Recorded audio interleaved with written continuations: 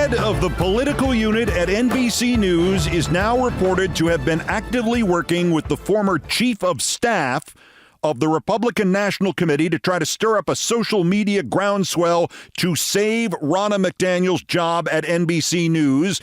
And she, and perhaps the chairman of NBC News as well, were reportedly willing to throw MSNBC under the bus and reportedly willing to throw its ex-Biden press secretary, now budding star Jen Psaki, under the bus, and, for good measure, reportedly willing to throw Chuck Todd under the bus in hopes of saving Ronna McDANIEL and perhaps saving their own jobs as NBC executives.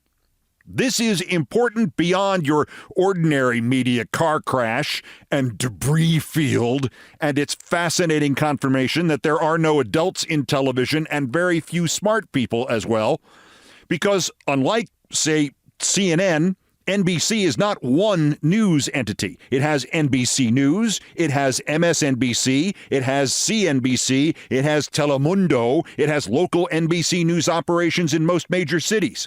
If its key executives are colluding with operatives of one political party, one very anti-press, anti-news, anti-democracy political party, by being willing to damage figures formerly with the other political party who they now employ and the primary source of TV commentary designed for the adherents to that other political party, if they are willing to do that, this is an enormous scandal that transcends the hiring of Ronna McDANIEL, the firing of Ronna McDANIEL, or television news itself.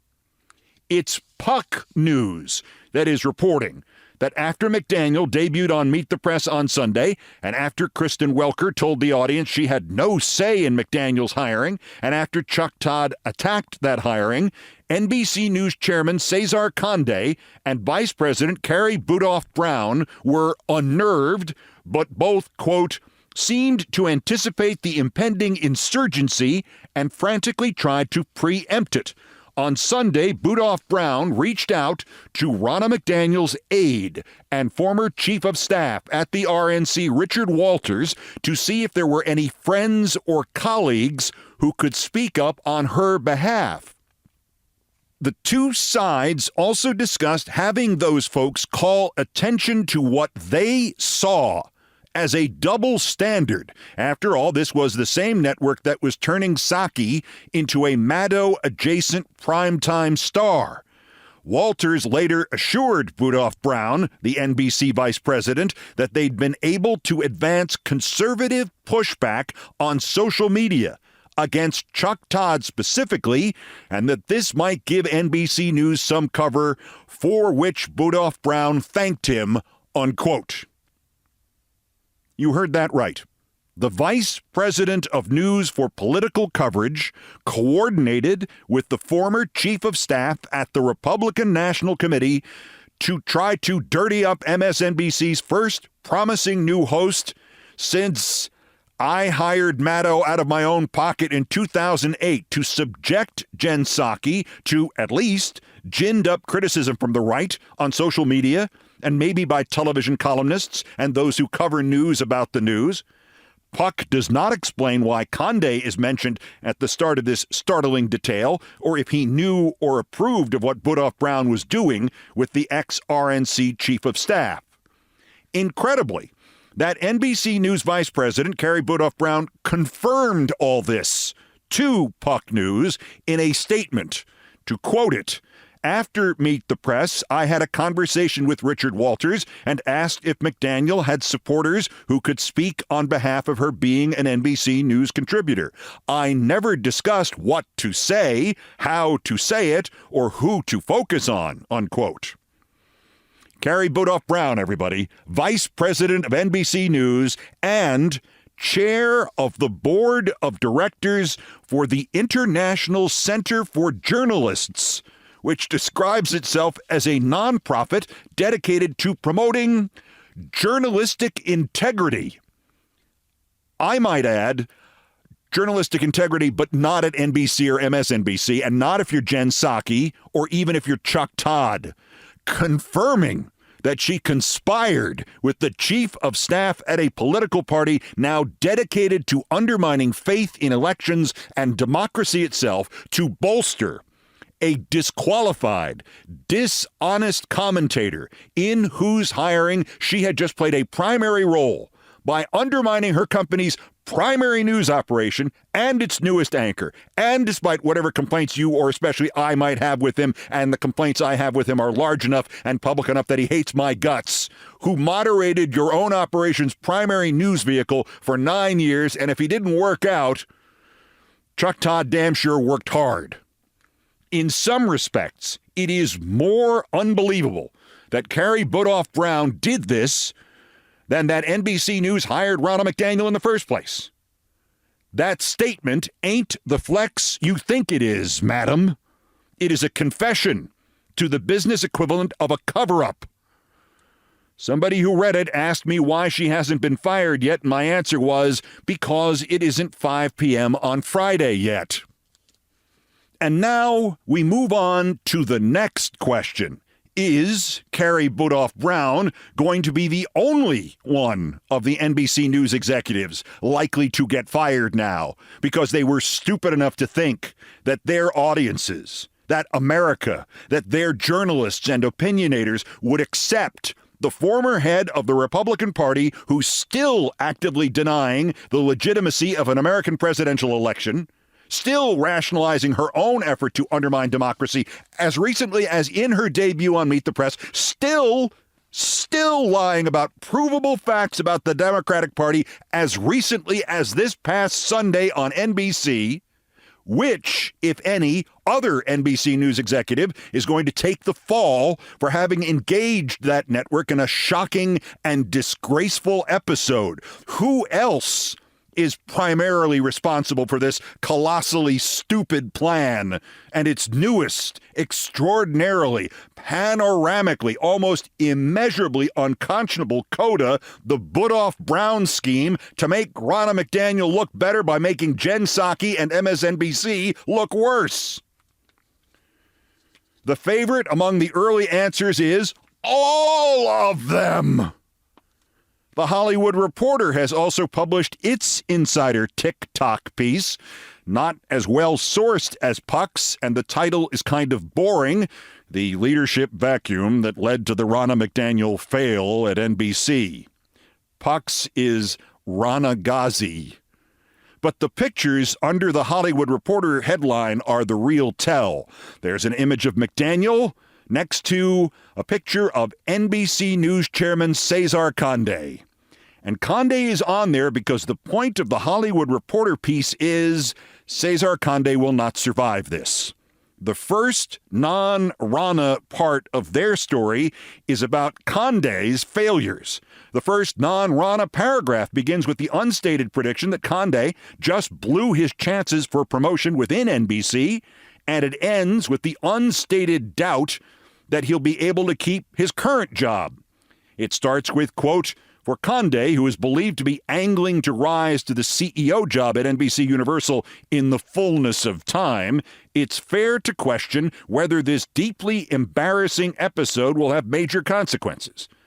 The same paragraph ends with, quote, the news division seems to have fallen prey to a confusing leadership structure at a level one rung below Conde, who, as one insider put it, quote, is not a news guy, end quote. Well, even if he is a news guy, the Hollywood Reporter's implication is he won't be one for much longer. The official version of all this is that the McDANIEL hiring began with Carrie Budoff Brown, extended to the president of editorial at NBC News, Rebecca Blumenstein, got unanticipated support from the hapless president of MSNBC, Rashida Jones, and culminated in the green light from Cesar Conde. That those above Conde in the NBC and Comcast management structure, like the acting chairman, Michael Cavanaugh, and the ultimate boss, the owner, Brian Roberts, that they knew nothing. However, again quoting the Hollywood Reporter, one NBC veteran questions whether higher-ups, even including Roberts, weren't at least informed of the arrangement, that is, the hiring of Ronna McDANIEL, before it was announced. At minimum, this person suspects that Kavanaugh might have been looped in. Quote, you do not hire an election denier without having it vetted. If that wasn't the case, says another longtime insider, leadership problems are to blame. In terms of NBC News, this person says, it sort of stinks from the head. Of all the divisions in the company, someone has to be in charge of news. Unquote. Yikes. If that were not enough, Puck News adds on this subject, quoting another NBC News journalist, executives need a moment where they fight for the team, and Cesar never had that moment. He has no relationships with the news division, the journalist later added, never really has tried. Good night, Cesar Conde, wherever you are. It is hard to believe that this sentence might now apply, but wait, there's more. While the third member of the NBC gang that couldn't shoot straight, the president for editorial, Blumenstein, gets away with no more of a connection to Ronna McDANIEL than a love of Michigan that they share, there is one more genuinely shocking development, again from Puck News. Quote, there was no discussion of putting McDANIEL on the avowedly anti-Trump MSNBC. Late in February, however, Carrie Budoff Brown reached out to McDANIEL with a new development. Rashida Jones, the president of MSNBC, was very interested in having McDANIEL appear as a contributor on her network as well. Was that something McDANIEL would consider? McDANIEL said she would. Well, if she did, she was the only person connected to MSNBC who would have ever said that in 10 million years, except the president of MSNBC.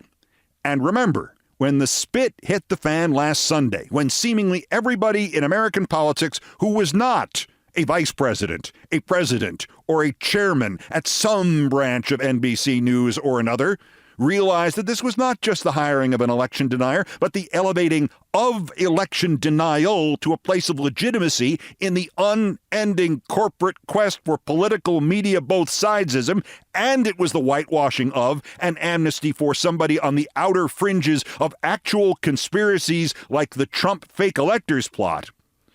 While everybody was figuring that out, MSNBC President Rashida Jones was telling her enraged on-air talent and producers that no, of course Ronna McDANIEL would never appear on MSNBC.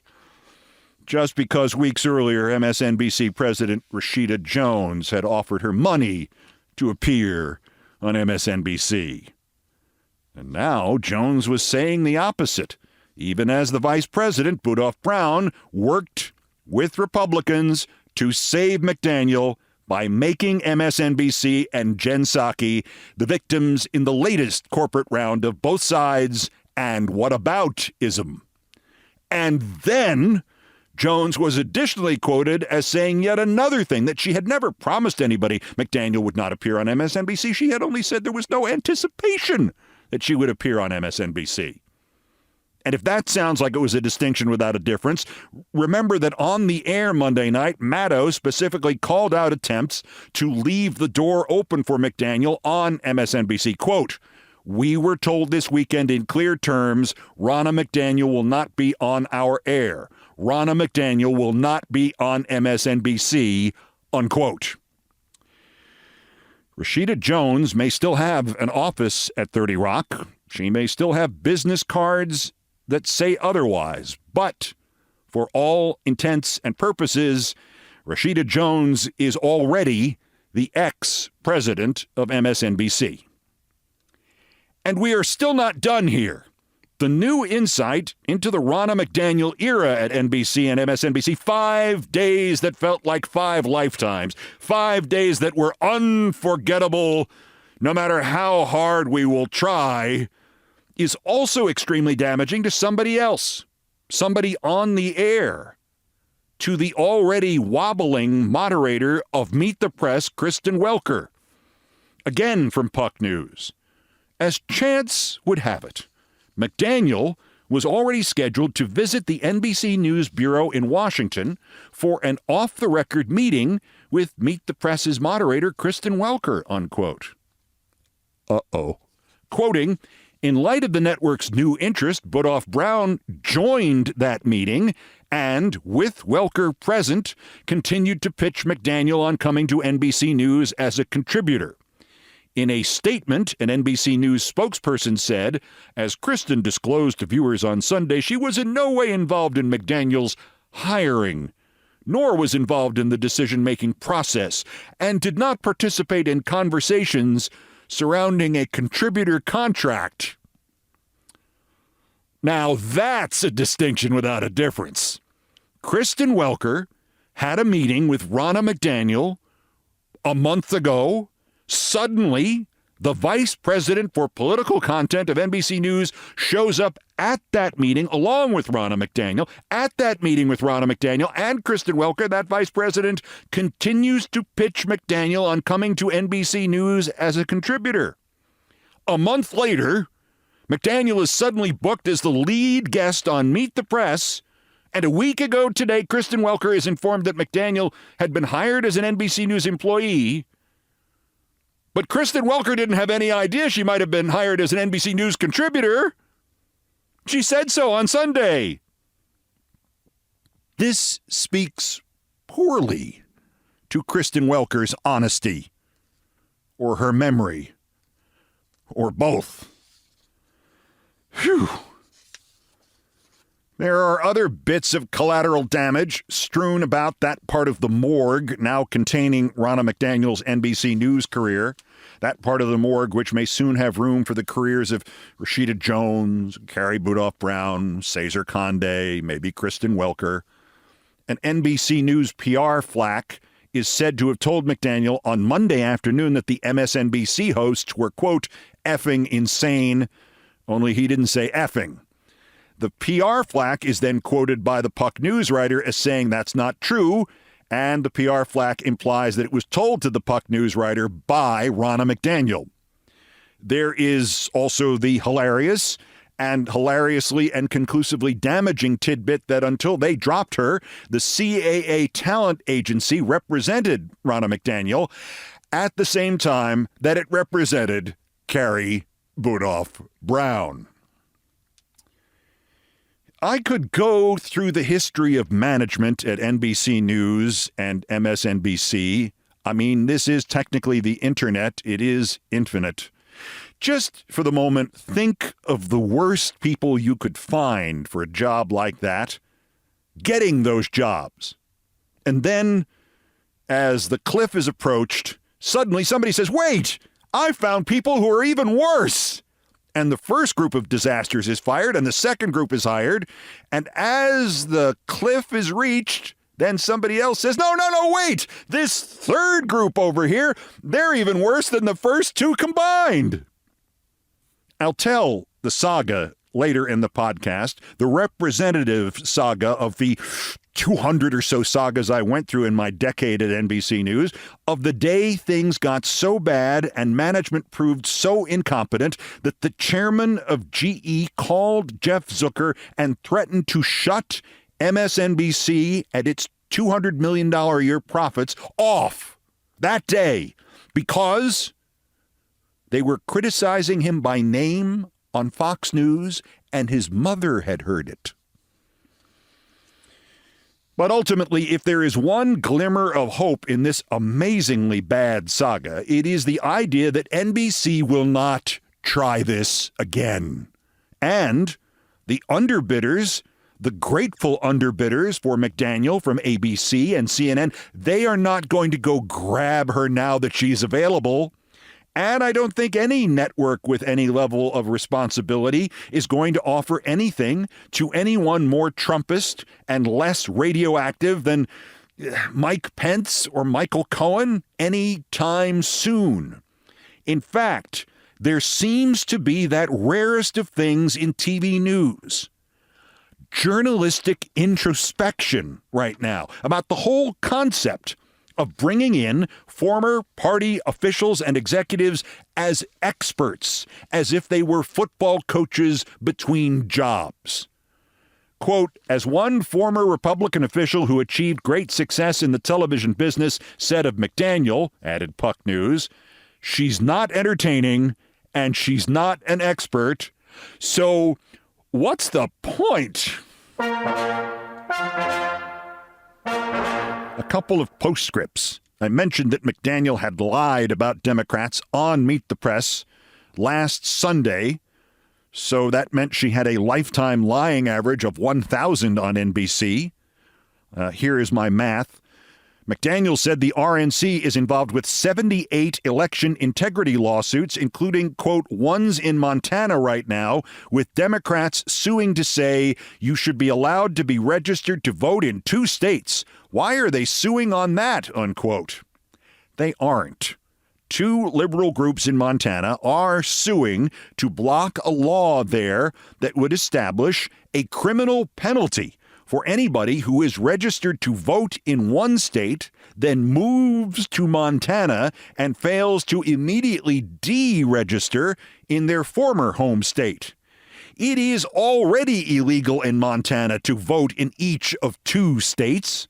The liberal groups just want to make sure nobody gets fined or sent to prison for still being on the rolls in another state and not voting in the other state. In the Trumposphere, McDANIEL, who as late as last Friday was the equivalent of roadkill, is rapidly being remodeled into a martyr. I don't know who is going to keep MSNBC informed of what normal people think, said Hugh Hewitt, fired by MSNBC, on Fox yesterday. Hugh Hewitt, who, like all normal people, could not afford completely different first and last names. Because Ronna McDANIEL is about as normal as they come. She represents the Republican Party. Hewitt redefined what it means to represent the Republican Party. He said that McDANIEL never denied the election results. Ronna McDANIEL, July 14th, 2023. Quote, I don't think Biden won it fair. I'm not going to say that, unquote. Ronna McDANIEL a little bit more recently than last July, March 24th, 2024, on Meet the Press. I think it is fair to say I think there were concerns then in 2020. And lastly, Trump, all caps, managed to attack Brian Roberts of Comcast, Chuck Todd, everybody on MSNBC, and the person he now is suddenly again calling Ronna Romney. It is notable, and it is a good final laugh, that in this story, Trump is a sideshow.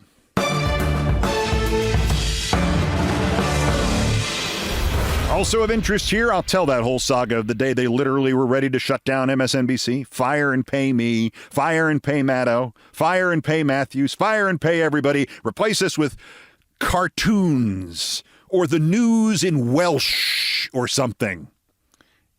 And then God may work in mysterious ways, but when the devil wants you to deny yourself and deny your beliefs, apparently he does so by hitting you in the mouth with a golf ball. Oh, you may laugh, but that was said in public at a convocation speech at Liberty University, no less. And unlike you, I have to say, it was said in public by a woman with whom I used to host SportsCenter. That's next. This isn't SportsCenter, it's Countdown. This is Countdown with Keith Olbermann.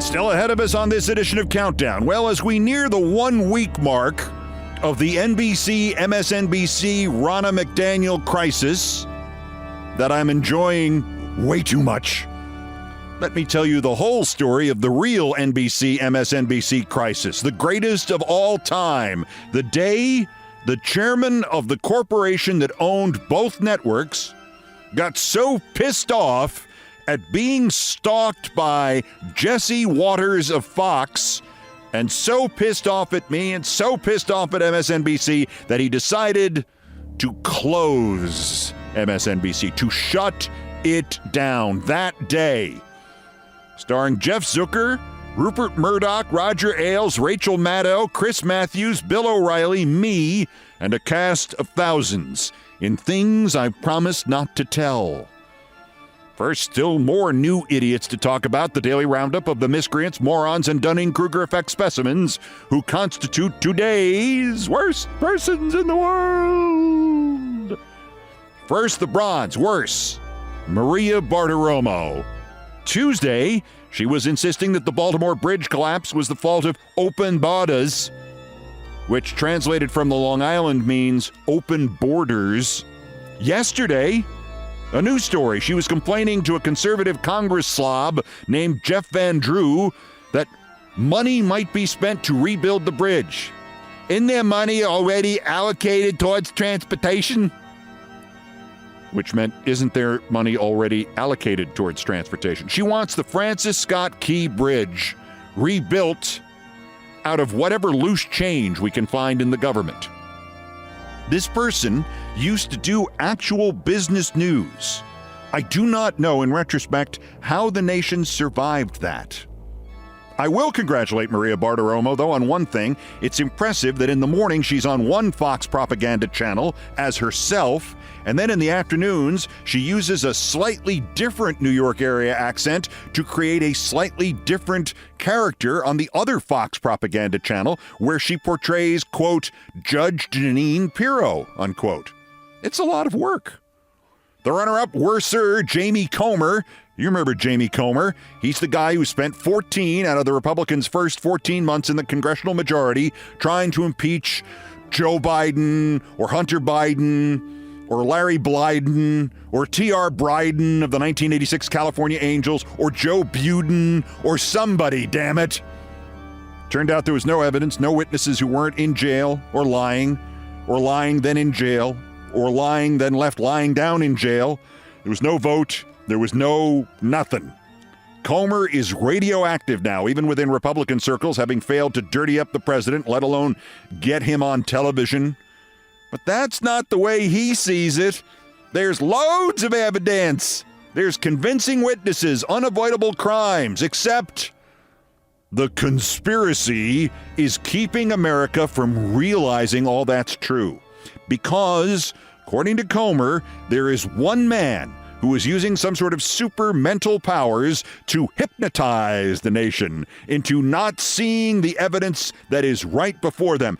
In this interview with generic right-wing podcaster number 227, James Comer reveals that the man hypnotizing the nation, the man mesmerizing America's conservatives and liberals and everybody else, that man with the super powerful mind is Merrick Garland. There's this counter effort being made to try to sell the American public on the idea that you guys haven't found anything. And I think we're dealing here with actual living, breathing business partners testifying on the contrary, to quite an extent. So what do you liken this to? Is this Garland just trying to be a human shield for the president? Like, what is this? Well, Garland's working with the deep state, who's working with the liberal mainstream media to try to indoctrinate into people's minds that there's no evidence. Merrick Garland? Working with the deep state and the liberal media, indoctrinating America? I wish! Merrick Garland working? I wish! I mean, Jamie, pick somebody influential in the Biden administration for your telepathic conspiracy thing, and maybe we can talk. Somebody like Commander the Dog. But our winner, the worst, Sage Steele. On those half dozen or so occasions when I co-anchored ESPN SportsCenter with Sage Steele, including those couple of days when she came to New York to try to figure out why it was people actually thought I was almost as good at doing SportsCenter as she was, I frequently and silently asked myself, how it was that she had not yet done something so overwhelmingly stupid that it would instantly end her career. She was so disconnected from reality, and I mean, she didn't understand that the microphone she was wearing on her lapel could be turned on by somebody she couldn't see, so she wouldn't know when that microphone was live. She was so disconnected from that reality that I really used to fear that she would accidentally wander out into the streets of Manhattan and towards the East River and never be seen again because she did not seem to know that she could not walk on water. Then she started doing these overwhelmingly stupid things that I always worried about in bunches, attacking her bosses for vaccination requirements, to work in a huge studio complex during the height of the pandemic, and then suing them, getting angry because as a conservative and an army brat and thus a real American as opposed to the rest of us, she had the right to tell Barack Obama that he shouldn't identify as black when he, like she herself, was actually biracial. And then they had her do the convocation address at Liberty University, which is not an actual college or anything, but it has dorms and ceremonies. I gave a convocation address at Cornell once, and I talked about, the students and their lives and the issue of moral force and when in their lives on the outside they might have to stand up in the real world for what's right because there are no adults out here. Sage Steele's convocation speech, apparently this past week at Liberty, was about Sage Steele. Her career, her highlights, her ex-husband. She did a slideshow with highlights from her career. Her, and best of all, a slideshow about the day the devil hit her in the mouth with a golf ball. I heard and felt the worst thing I'd ever experienced in my life.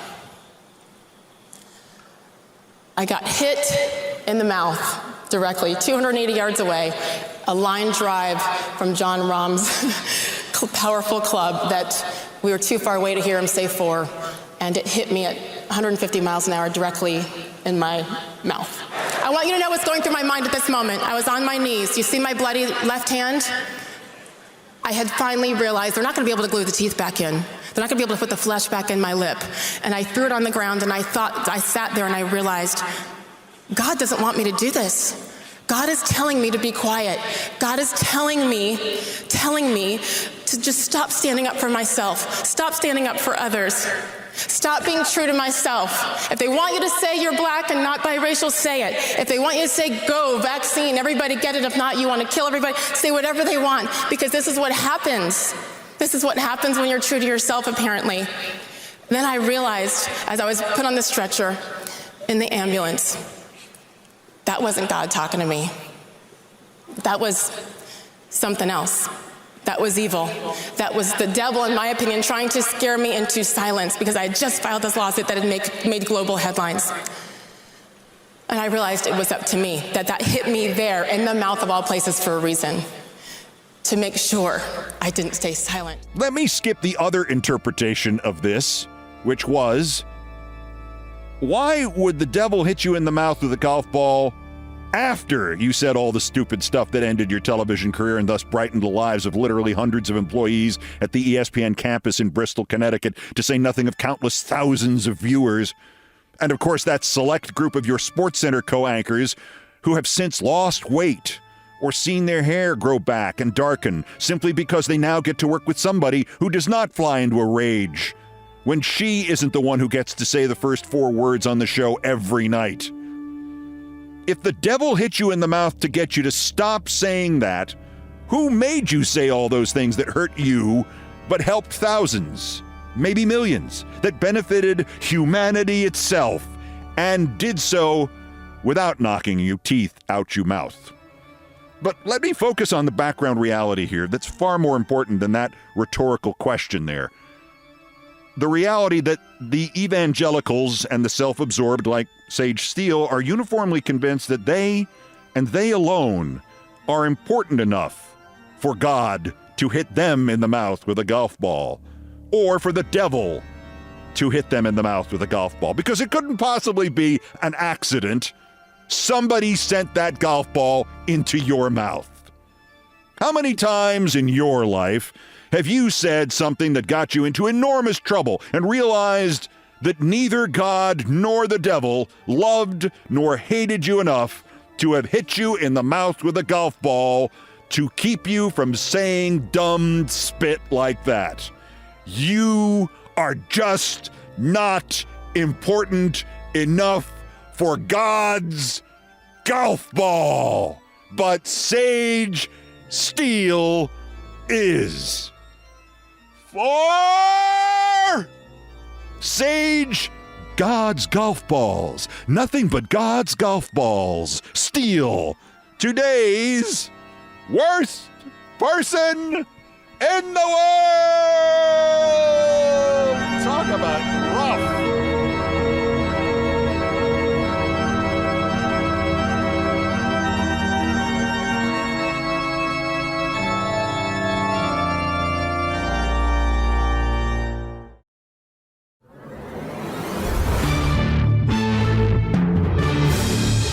The executive producer of our MSNBC newscast Countdown, Izzy Povich, and I were on the grown-up elevator to the office of NBC President Jeff Zucker on the 52nd floor of 30 Rock in New York, summoned there by some garbled message from MSNBC President Phil Griffin about MSNBC being taken off the air.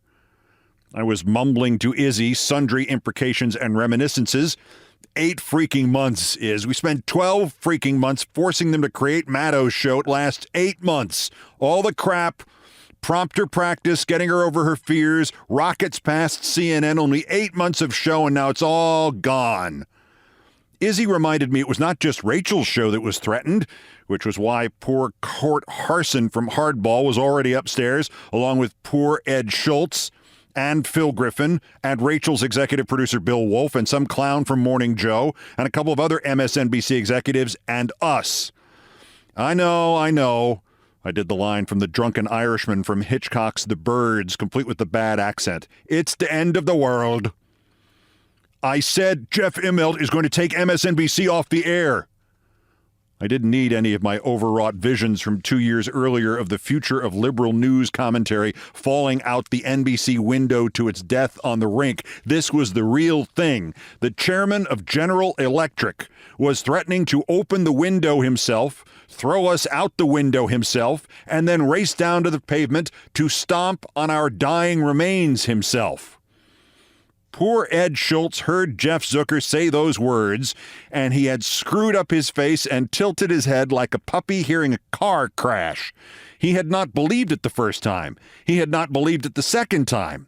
Zucker said it a third time. Immelt is going to take MSNBC off the effing air. Ed Schultz groaned. After weeks of Griffin's coaxing, he had finally just moved from Nebraska to New York the preceding weekend.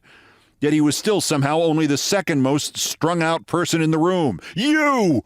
Zucker shouted at me. You're the smartest one in the room. What the F do we do now?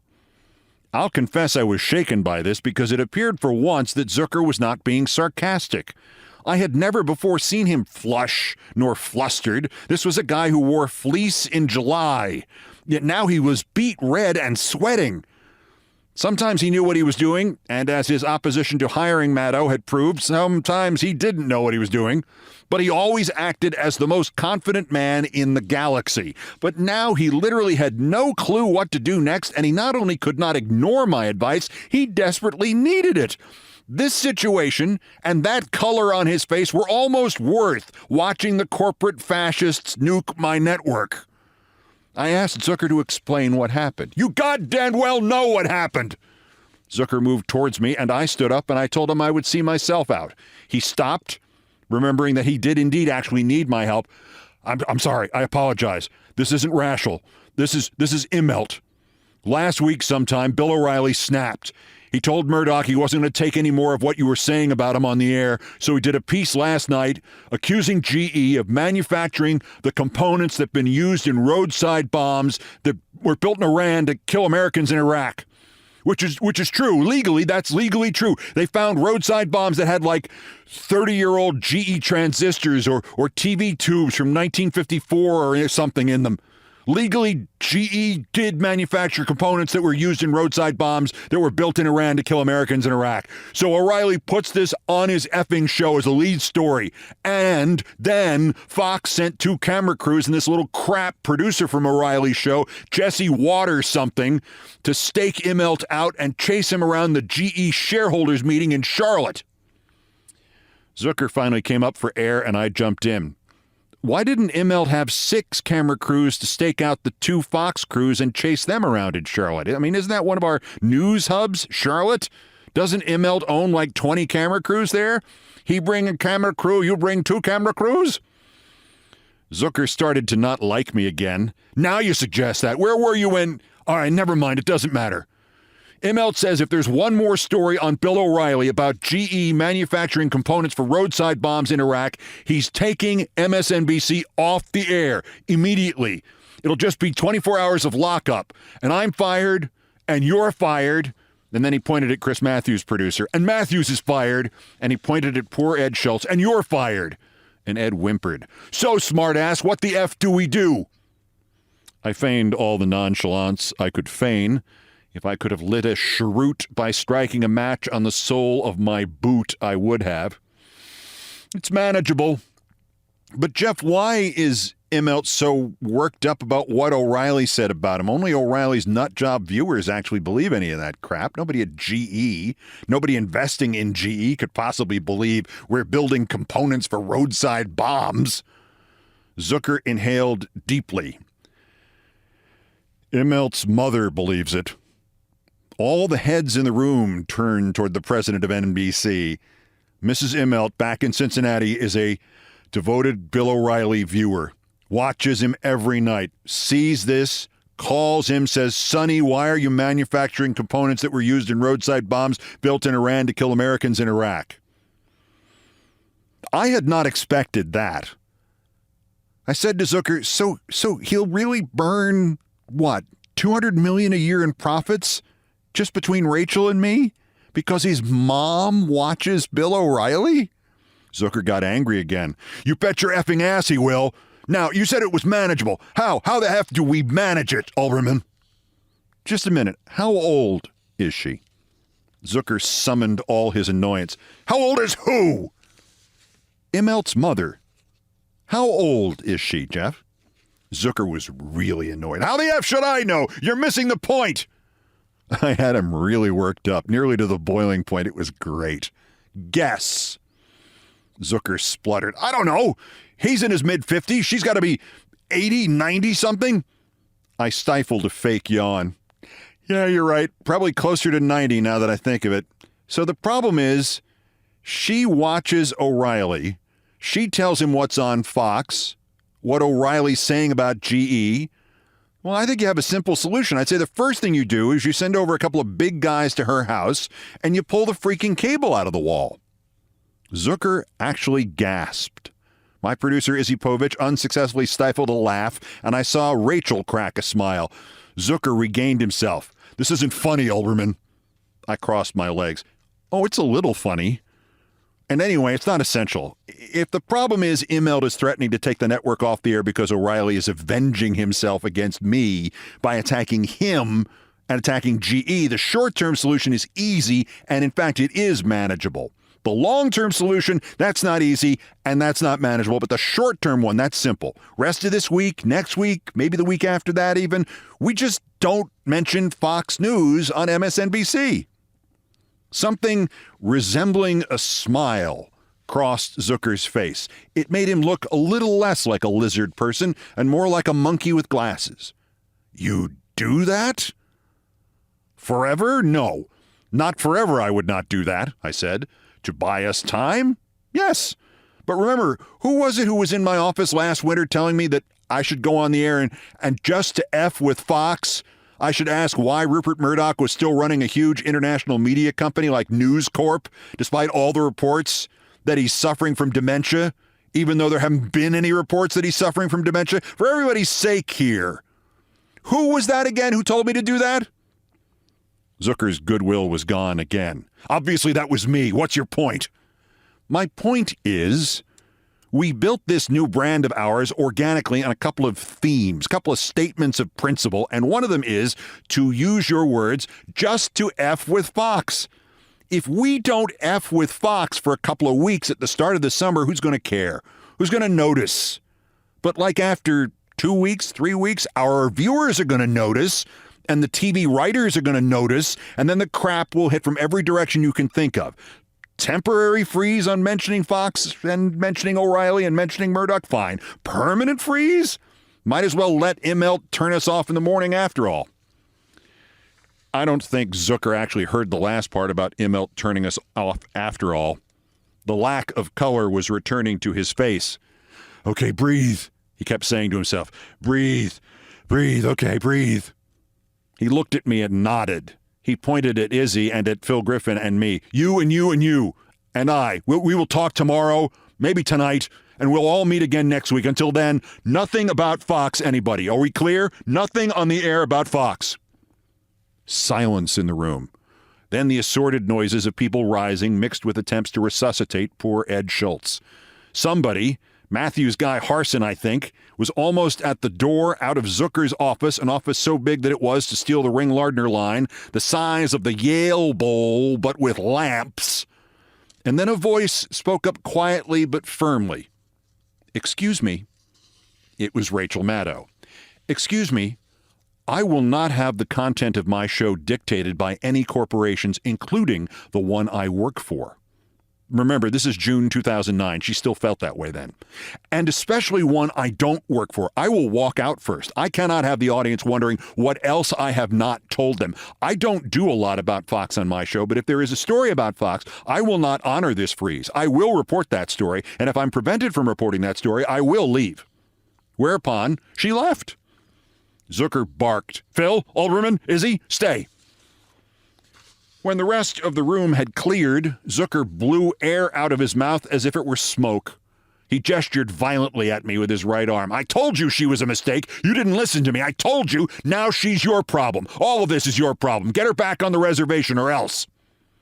Now I had run out of goodwill and jokes. Oh, I'll get her back on the reservation, Jeff, but if you think this is my problem, just think about what happens if he really does take us off the air, or if it just gets out that he threatened to take us off the air because his mother didn't like what Fox said about him. That's my problem? That's your problem, and it's the problem of the CEO of the frickin' sixth largest corporation in the world who makes his business decisions involving hundreds of millions of dollars of profits based on what his mother says. At this point, Phil Griffin managed to pull Zucker away, and Izzy and I made for the door, saying nothing until we were in the elevator. Finally, she asked, what are you going to do about Rachel? I looked straight ahead. I have depth perception issues while traveling forward, backwards, up, or down. The F if I know what I'm going to do about her. But I got an idea. I mean, the only person she was really talking to in there was herself. This isn't a brand new surprise success for her anymore. This is successful. This is what, 9-10 months? She's successful. She said she was once a dancing cell phone outside a cell phone store outside of Boston. She ain't going back to that. I went to talk to Rachel about an hour later and reassured her. I mentioned that powerful as Fox was, they were not going to be able to re-invade Iraq by themselves, and unless she moved it way closer than it had been, nobody would cross her censorship line. And I said, just give me as much time as the French government took before fleeing during the Nazi advance in 1940. I said, give me, 33 days? Give me 33 days. If we aren't back where we were this morning, we can both quit on the air.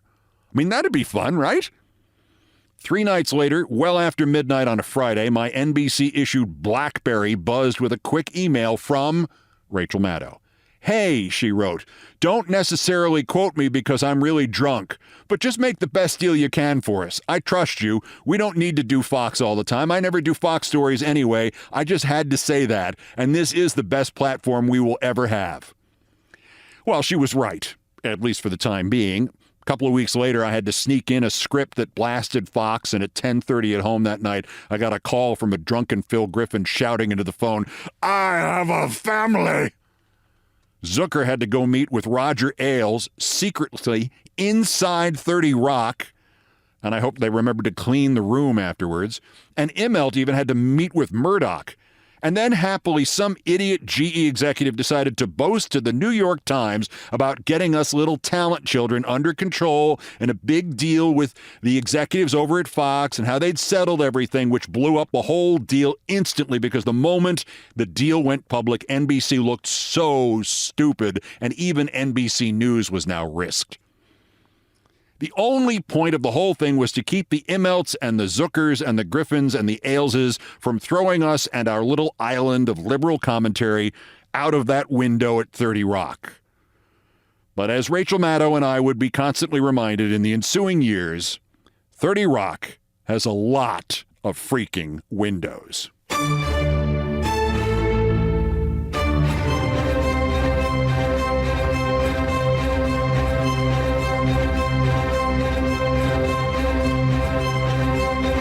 I've done all the damage I can do here. Thank you for listening. Countdown musical directors Brian Ray and John Philip Chanel arranged, produced, and performed most of our music. Mr. Ray was on guitars, bass, and drums, and Mr. Chanel handled orchestration and keyboards, produced by TKO Brothers. I keep thinking we are nowhere near the end of the current MSNBC, NBC News controversy because, among other things, we haven't had the lawsuits yet, or the managerial firings, or whatever's next. Wherever in television they now hire her without ever noticing that she sounds like this, that she's terrible on television, even before you get to the insurrection part. The settlement is clear to me. All right, never mind. The settlement between Romney, McDaniel, and NBC, it's clear to me where this ends. Anywho, other music, including some of the Beethoven compositions, were arranged and performed by the group No Horns Allowed. The sports music is the Olbermann theme from ESPN2, written by Mitch Warren Davis, courtesy of ESPN Inc. See, the solution is NBC pays to have her deviated septum fixed and then hires her to anchor between, say, 2 and 4 in the afternoons. They already have a contract. Our satirical and pithy musical comments are by Nancy Faust, the best baseball stadium organist ever, who mistakenly thinks I can actually sing. Our announcer today was my friend Howard Feynman, and everything else was pretty much my fault. That's Countdown for this, the 223rd day until the 2024 presidential election, the 1,178th day since Dementia J. Trump's first attempted coup against the democratically elected government of the United States. Use the 14th Amendment and the not regularly given elector objection option. Use the Insurrection Act. Use the justice system. Use the mental health system to stop him from doing it again while we still can. The next scheduled countdown is tomorrow. Bulletins as the news warrants. Till then, I'm Keith Olbermann. Good morning, good afternoon, good night, and good luck.